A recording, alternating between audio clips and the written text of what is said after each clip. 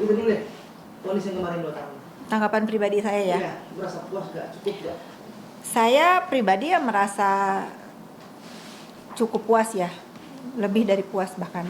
Karena buat saya membawa ini ke jalur hukum bukan berapa lama Yoke ditahan, tapi membuktikan bahwa apa yang dia lakukan ini bersalah. Kemudian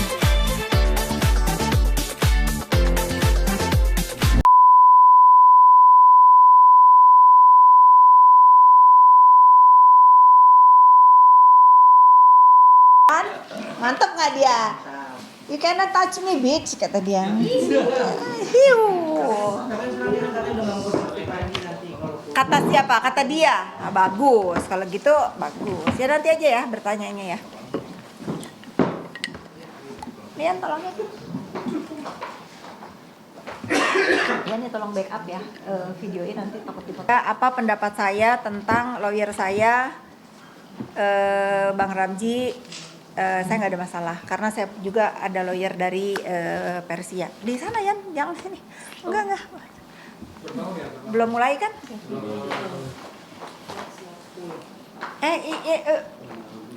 Sini storyin.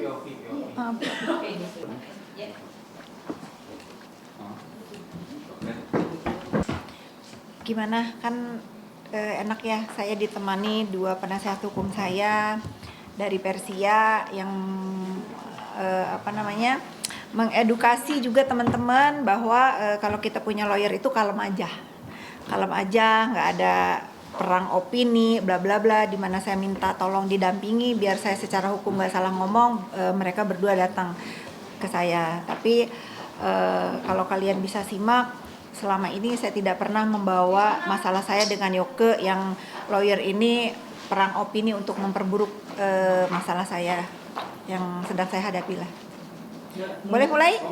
Ya, bismillahirrahmanirrahim. Oke, itu terkait masalah vonis itu kemarin ya 2 tahun.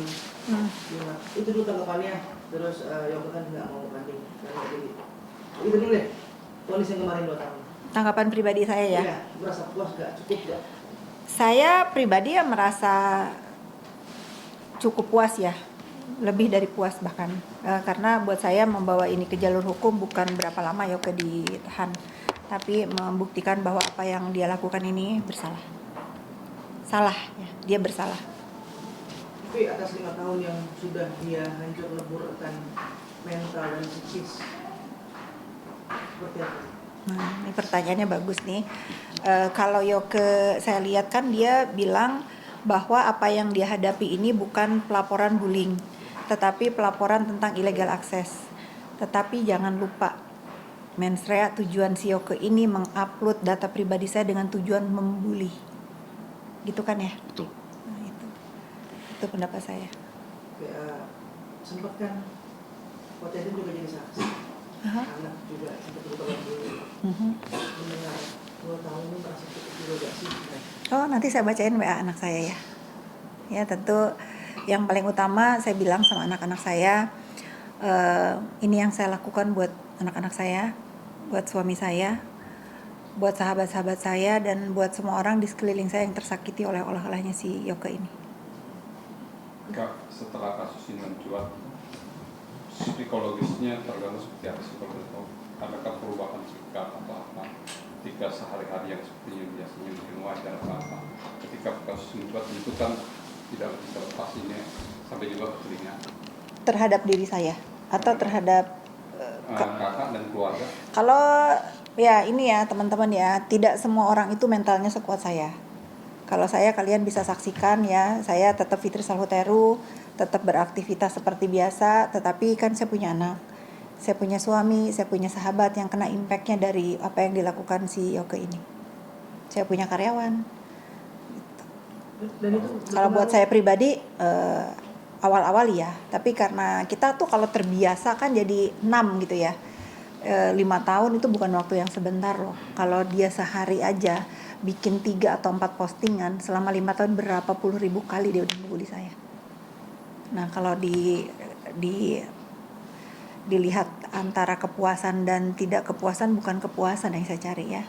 Kalau ya saya dinasihati juga sama lawyer saya ya sudah lah.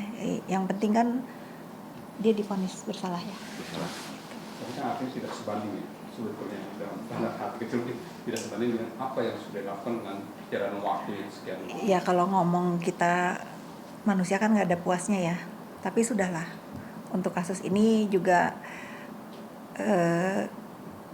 bukan masalah lamanya Yoke di dalam tahanan. Selama 5 tahun dia ngebully saya.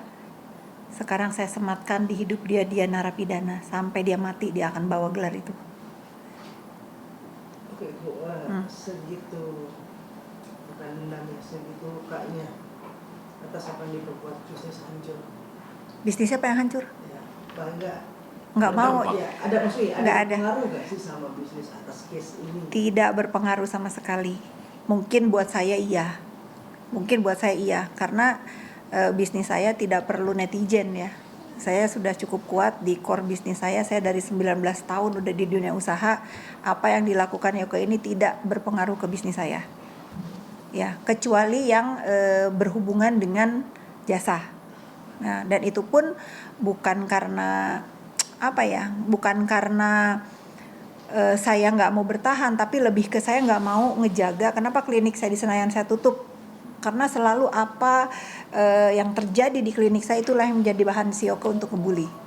Jadi dalam artian berpengaruh ke bisnis itu bukan karena bisnis saya bangkrut atau apa, karena saya sendiri merasa itu ini kayaknya nggak baik deh. Nah otomatis karena saya menjaga hal-hal seperti itu, ada pasien misalnya datang ke Senayan, nanti tiba-tiba mereka bikin story atau siapa story, ketangkep sama dia, dicari tahu ini siapa. Nah perbuatan-perbuatan itu yang merugikan, akhirnya saya harus menutup bisnis saya bukan karena bangkrut, karena saya lebih menjaga mental orang-orang yang berkunjung ke klinik saya walaupun nggak ada urusan secara pribadi sama saya, tapi dia cari tahu itu siapa. Itu jahatnya Yoke itu seperti itu. Oke, kita memang tidak ada urusan sama bisnis bisa dibangun kembali, tapi luka hati ini kan berbekas terus ya pastinya. Kemarin Yoke sempat menyatakan bahwa ikhlas atas putusannya 2 tahun itu yang pertama, yang kedua dia akan menjadi pribadi yang lebih baik, tidak akan lagi melakukan hal-hal yang seperti yang kalian lakukan. Tanggapannya gimana? Kalau itu dari dalam hati dia yang paling dalam dan tulus ya bagus ya. Tapi kan teman-teman tahu nanti dia ngomong apa nih. Saya itu sebetulnya udah nggak mau membahas masalah ini, tetapi ada beberapa pernyataan si Yoke ini sebelum divonis. Dia contoh nih, kalian kan melihat ya jalannya persidangan bagaimana dia bersimpuh di kaki saya, itu pun dia nggak mau ngomong dia bersimpuh. Kalau sekarang saya bisa artikan bukan bersimpuh ya, bukan bersujud, apalagi ngedeprok gitu. Kan hal-hal seperti itu masih dia perdebatkan untuk egonya dia gitu. Sebetulnya nggak ada salahnya juga dia mengatakan itu ya, namanya dia lagi berperkara dengan orang yang lagi marah gitu sama dia. Kenapa hal-hal seperti itu harus dia koreksi?